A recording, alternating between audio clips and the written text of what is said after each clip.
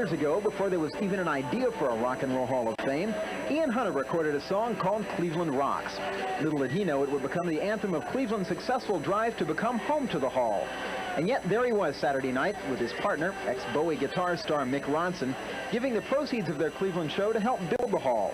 In exchange, Cleveland Mayor George Voinovich gave Hunter and Ronson keys to the city, which Hunter ultimately prefers over keys to the Hall itself.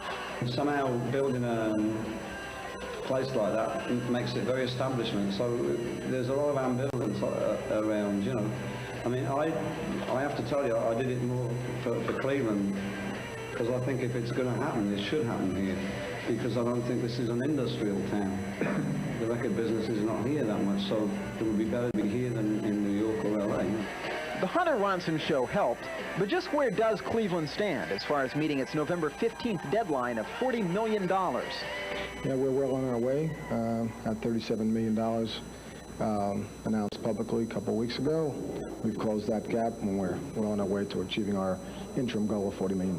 We're hoping that after we've done our thing here locally with the $40 million, that the artists and others will pitch in for the balance that we're going to need to finish the job. And we're been assured that that's going to be the case. The way it works is we reach this goal, and we'll begin breaking ground next October, and the projected opening is late '92.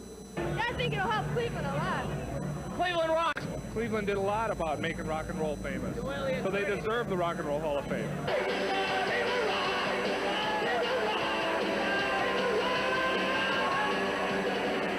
And to think all this, thanks in part to a song that almost wasn't about Cleveland at all. I used to write a lot of songs on the black notes. When I was piddling around on the black notes, and I started getting Cleveland Rocks. And at the time I was in England, so I changed it to England Rocks. Nobody ever believes me. It was originally Cleveland Rocks. I changed it to England because I thought it could be a surefire hit. And after it bombed, I immediately changed it back to Cleveland and put it on Schizophrenic. But it was originally Cleveland Rocks. Because it's a great town, you know.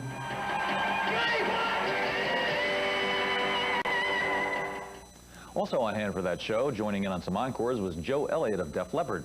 The Hunter Ronson show grossed between $20,000 and $25,000 for the Hall of Fame cause.